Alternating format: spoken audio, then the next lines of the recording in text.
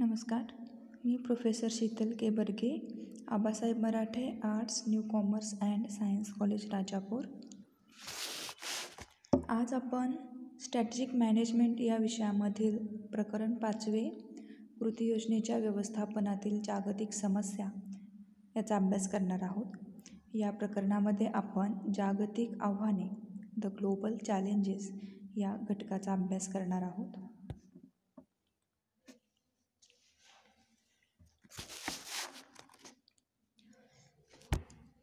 सुरुवातीला जागतिक आव्हाने पाहूया आपण. म्हणजे कृती योजनेच्या या पुस्तकामध्ये जागतिक आव्हानांविषयी सर्वसाधारणपणे जे निबंध दिलेले आहेत ते कार्यक्षमता किंवा कार्यकुशलतेचा वापर करून तयार केले गेलेले आहेत. म्हणजे कार्यकुशलता आणि कार्यक्षमता या गोष्टींवरती भर देण्यात आलेला आहे. कुठल्याही संस्थेच्या जागतिक साधनसामग्रीवर आधारित दृष्टिकोनानुसार संस्थेच्या साधनसामग्रीमध्ये आणि क्षमतेमध्ये वाढ करण्याची जी जबाबदारी आहे, तसेच या दोन्हींचा विकास करण्याची जबाबदारी आणि कृती योजनेच्या व्यवस्थापनाची जबाबदारी ही संस्थेच्या मूल्यवर्धित साधनसामग्री वापरून तसेच स्पर्धकांना पुढे जाता येईल का, हे या कृती योजनेच्या क्षमतेवरती अवलंबून असते. परंतु एखाद्या संस्थेला सर्वात महत्त्वाची गोष्ट माहीत असावी लागते, ती म्हणजे काय करायचं आहे हे माहीत असणं. याचाच अर्थ संस्था मूल्यवर्धनाच्या दृष्टीने साधनसामग्रीचा ज्या प्रकारे संच तयार करते तो मार्ग. हा मार्ग माहीत झाल्यावर साधनसामग्रीचे रूपांतर उत्पादनात होते आणि या संपूर्ण प्रक्रियेची प्रत्येक बारीक सारीक जी गोष्ट आहे ती संस्थात्मक कार्यक्षमतेची व्याख्या करते. म्हणजे कार्यक्षमता किंवा लायकी आणि क्षमता या दोन्हीही गोष्टी संस्थेच्या दृष्टीने महत्त्वाच्या असतात. कार्यक्षमता ही सैद्धांतिक बाजू दर्शवते तर क्षमता ही प्रत्यक्ष कृतीची बाजू दर्शवते. मूल्यवर्धनाच्या कुठल्याही प्रक्रियेत या दोन्हीही गोष्टी महत्त्वाच्या असतात. कृती योजनेच्या कोणत्याही पुस्तकामध्ये किंवा निबंधामध्ये सर्वसाधारणपणे कार्यक्षमता आणि कार्यकुशलतेचा वापर करण्यावरती भर दिलेला आहे. म्हणजे स्पर्धात्मक फायदा उठवण्याचा मुख्य मार्ग किंवा साधन हे संस्थेची मूलभूत कार्यकुशलता आणि क्षमता या दोन गोष्टी आहेत. मूलभूत कार्यकुशलतेमध्ये काही गोष्टींचा समावेश होतो. मग कोणत्या आहेत या गोष्टी? तर उत्पादनाच्या विविध तंत्राचे एकत्रीकरण कसे करायचे हे शिकणे, तसेच तंत्रज्ञानाच्या वेगवेगळ्या शाखांचे एकत्रीकरण करणे, विविध उत्पादने बाजारपेठ सादर करणे, विविध सेवा पुरवणे इत्यादी. म्हणजे मूलभूत कार्यक्षमतेने मूल्यनिर्मिती करून उत्पादन वाढवणे अपेक्षित असेल तर तिला 3 निकष पूर्ण करावे लागतात. मग आता कोणते आहेत हे 3 निकष? सर्वोत्तम ग्राहक मूल्य तयार करून मूलभूत कार्यकुशलतेला स्पर्धात्मक फायदा वाढवावा लागतो. त्यानंतर संस्थेतील वेगवेगळे व्यवसाय किमान एक समान सूत्राने मूलभूत कार्यकुशलतेशी बांधलेले असले पाहिजेत. तिसरं आहे मूलभूत कार्यकुशलतेची नक्कल करणे किंवा तिला पर्याय शोधणे स्पर्धकाला कठीण असणे आवश्यक असते. म्हणजेच काय तर जागतिक स्पर्धा दिवसेंदिवस अतिशय तीव्र होत असल्यामुळं जगभरातील विविध संस्थांमधील व्यवस्थापक आता त्यांच्या कार्यकुशलतेच्या वापराच्या क्षमतेवर पडताळून बघितले जातील, कारण त्यांच्या गुणांमुळे संस्थेच्या विकासात कदाचित भर पडण्याची क्षमता असते.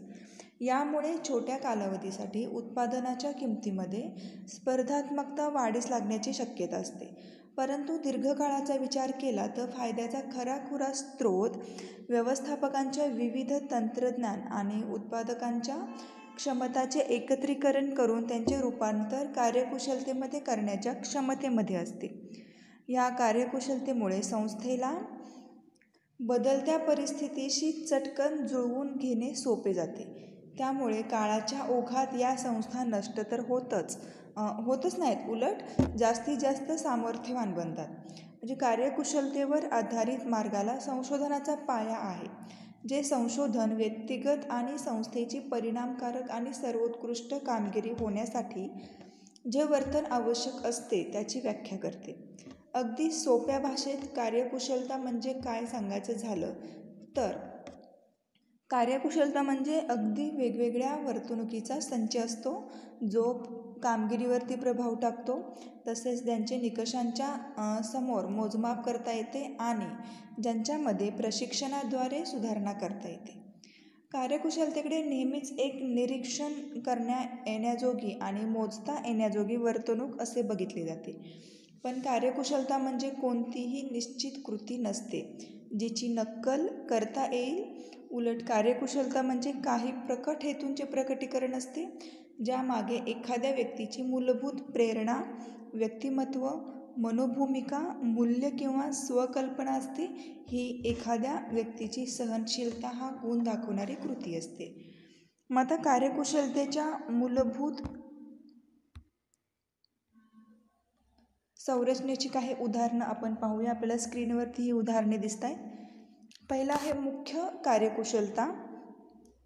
यामध्ये अशा कार्यकुशलतेचा समावेश असतो जी सर्व कर्मचाऱ्यांमध्ये संस्थेचे उद्दिष्ट गाठण्यासाठी आवश्यक असतात. पुढे आहे कारकिर्दीला वळण देणारी कार्यकुशलता. म्हणजे अशी कार्यकुशलता जी कुठल्याही कामामध्ये उपयुक्त ठरू शकते आणि जी संस्थेच्या कार्यकुशलतेशी सुसंगत असते. पुढे आहे तांत्रिक किंवा व्यावसायिक कार्यकुशलता. ही कार्यकुशलता विशिष्ट जबाबदारीच्या दृष्टीने उपयुक्त असते आणि या कार्यकुशलतेमध्ये विशिष्ट जबाबदारी पार पाडण्यासाठी आवश्यक असणारे कौशल्य आणि ज्ञान यांचा समावेश असतो. उदाहरणार्थ एखादे विशिष्ट सॉफ्टवेअर वापरता येणारी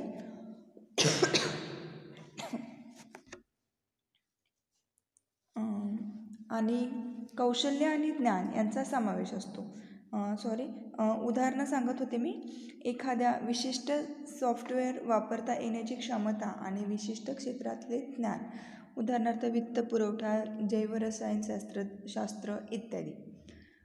वरील तिन्ही प्रकारच्या कार्यकुशलता एकत्र केल्या की कारकिर्दीच्या दृष्टीने महत्त्वाचे असणारे कार्यकुशलतेचे मॉडेल इथे तयार होत असतं. मग या सर्व परिस्थितीमध्ये कार्यकुशलतेवर आधारित व्यवस्थापन हा एक मार्ग असतो जो दाखवून देतो की कुठल्याही संस्थेची सर्वात महत्त्वाची ठेव किंवा संपत्ती म्हणजे त्यांचे कर्मचारी व रोजच्या कामामध्ये ते वापरत असलेली कार्यकुशलता होय. ही कार्यकुशलता एक कृती योजना देते ज्याद्वारे संस्थेच्या आणि प्रत्येक व्यक्तीच्या फायद्यासाठी साधनसामग्रीचा पुरेपूर वापर केला जातो. प्रत्येक व्यक्तीच्या कार्यकुशलतेमध्ये पुढील काही गोष्टींचा समावेश असतो. त्यामध्ये ज्ञान आणि माहिती. मग त्या ज्ञान आणि माहितीमध्ये काय आहे तर संस्थेची व्यवस्थापकीय प्रक्रिया आणि पद्धतींची, ग्राहकांची आणि ते तज्ज्ञ असलेल्या क्षेत्रांची माहिती याच्यामध्ये असते. पुढे आहे वैचारिक क्षमता.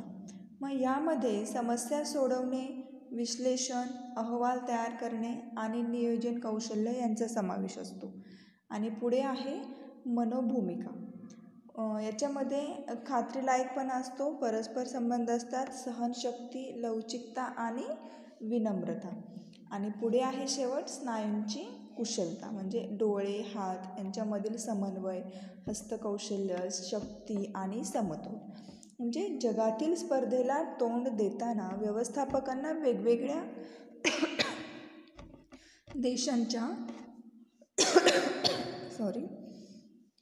वेगवेगळ्या देशांच्या नागरिकांना तोंड द्यायचे नसते, तर वेगवेगळ्या देशांमध्ये जाऊन तिथे काम करायचे असते.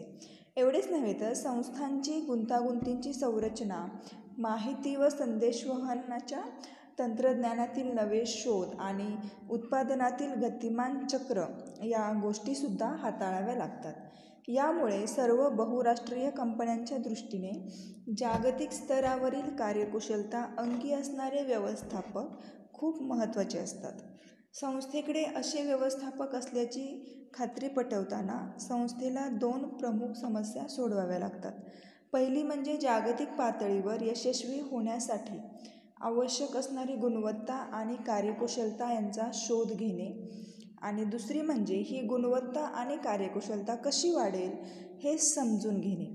दुर्दैवाने या दोन्ही गोष्टी समजून घेण्यास बहुतेक संस्था कमी पडतात आणि त्यामुळे जागतिक पातळीवर असलेले कार्यकुशलता विकसित करताना काही वेळेस चुकीच्या समजुतीचा आधार आपल्याला घ्यावा लागतो.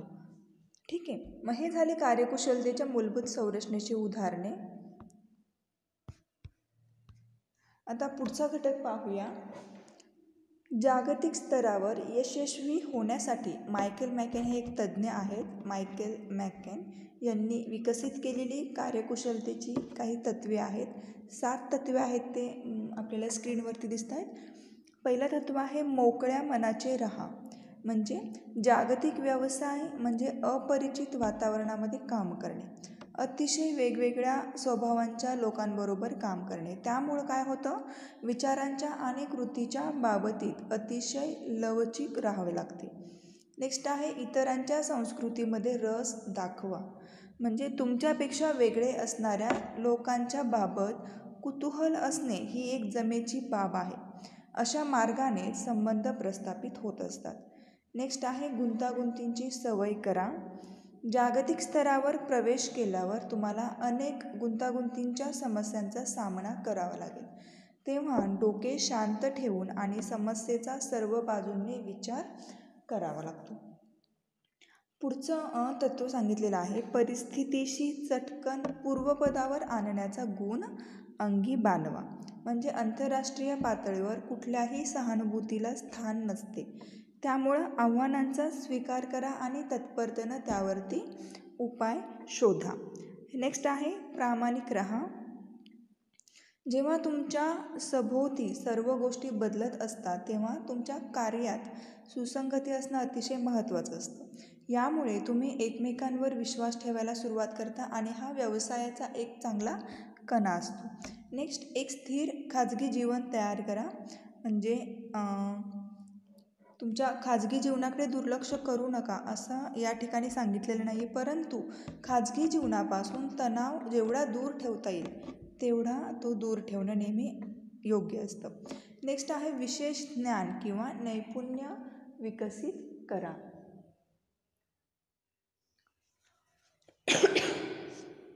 म्हणजे नवीन सांस्कृतिक जगामध्ये प्रवेश केल्यावर आपले महत्त्व टिकवून ठेवण्यासाठी विशेष ज्ञान किंवा नैपुण्य विकसित करा. मग आता 20व्या शतकाच्या नंतरच्या अर्ध्या भागात आंतरराष्ट्रीय व्यापारापुढील अनेक अडथळे कमी झाले आणि याचा फायदा घेण्यासाठी अनेक संस्था जागतिक कृतीयोजनांचा पाठपुरावा करू लागल्या. परंतु काही संस्थांचा जागतिकीकरणामुळे इतर संस्थांपेक्षा जास्त फायदा झाला आणि काही उद्योग क्षेत्रांच्या बाबतीत काही देशांच्या आणि इतर देशांच्या तुलनेत त्याचा जास्त फायदा झालेला आहे. एक यशस्वी जागतिक कृतीयोजना तयार करण्यासाठी व्यवस्थापकांनी जागतिक उद्योगाचे स्वरूप समजावून घेतले पाहिजे व जागतिक स्पर्धेचे मर्म या ठिकाणी जाणून घेतले पाहिजे. हे झाले मायकेल मॅकेन यांनी विकसित केलेली कार्यकुशलतेची तत्त्वे. आता पुढचा घटक आपण पाहणार आहोत. जागतिक कृती योजनेमधून कार्यकुशलतेचा फायदा पुरवणारे स्रोत. हे सगळे स्रोत आपल्याला स्क्रीनवरती दिसत आहेत. आता याच्यामध्ये आपण पाहणार आहोत योग्य आखणी केलेली कृती योजना. कार्यकुशलतेचा फायदा मिळवण्यासाठी काही प्रमाणात मदत करतो आणि हे जे फायदे आहेत ते आपल्याला पुढे काही दिलेल्या स्रोतांमधून समजू शकतं. त्याच्यामध्ये आहे कार्यक्षमता. तर कार्यक्षमतेमध्ये असं सांगितलेलं आहे की ग्राहक वर्ग व बाजारपेठेचा विस्तार, त्यानंतर इतर देशांच्या साधनसामग्रीचा उदाहरणार्थ मनुष्यबळ, कच्चा माल तयार करणे, उत्पादनांचे जीवनचक्र मोठे करणे. हे जे आपल्याला स्क्रीनवरती दिसत आहेत ते सगळे पुढे दिलेल्या ह्या स्रोतांमधून आपल्याला मिळणारे फायदे आहेत. त्या पुढचा आपण पाहणार आहोत घटक जागतिक उद्योग. आता जागतिक उद्योगाची व्याख्या जशी करता येईल की असे स्क्रीनवरती आपल्याला व्याख्या दिसते की असे उद्योग ज्यामध्ये कंपन्यांना त्यांचे अस्तित्व टिकवण्यासाठी त्या उत्पादनांच्या जगातील सर्व बाजारपेठांमध्ये स्पर्धा करावी लागते आणि काही उद्योग जागतिकीकरणाला इतरांपेक्षा जास्त योग्य असतात. पुढे काही आहे जे उद्योगांमध्ये जागतिकीकरणाची क्षमता आहे की नाही ते ठरवतात. मग आता त्याच्या फायद्याचं स्वरूप सांगायचं झालं तर उत्पादन, संशोधन व विकास यांना असणारा संभाव्य वाव किंवा फॅक्स मशीनच्या उद्योगामध्ये जागतिकीकरणाची क्षमता फर्निचर उद्योगापेक्षा जास्त आहे. कारण फॅक्स मशीनचे उत्पादन दुप्पट केल्यावरती उत्पादनांच्या खर्चात 30% ते 40%ची बचत होते. या उत्पादनामध्ये किंवा उद्योगामध्ये उत्पादन दुप्पट केल्यावरती उत्पादन खर्चामध्ये कमीत कमी 20%ची बचत होते. असा उद्योग जागतिकीकरणासाठी योग्य उमेदवार समजला जातो. त्याच्यामध्ये सांगितलेलं आहे कृती योजनेच्या साधनसामुग्रीचे स्थान, देशांतर्गत खर्चातील फरक, वाहतुकीचा खर्च. ठीक आहे. पुढे आहे ग्राहकांचे चालक, म्हणजे सर्वसाधारणपणे ग्राहकांच्या गरजा जागतिकीकरणाला पसंती देतात. उदाहरणार्थ फर्निचरपेक्षा फॅक्स मशीनच्या ग्राहकाच्या गरजा जास्त समान असतात किंवा फर्निचरच्या गरजा स्थानिक प्रथा किंवा संस्कृती इत्यादीवरती अवलंबून असतात. पुढे आहे जागतिक ग्राहक. जर एखाद्या संस्थेचे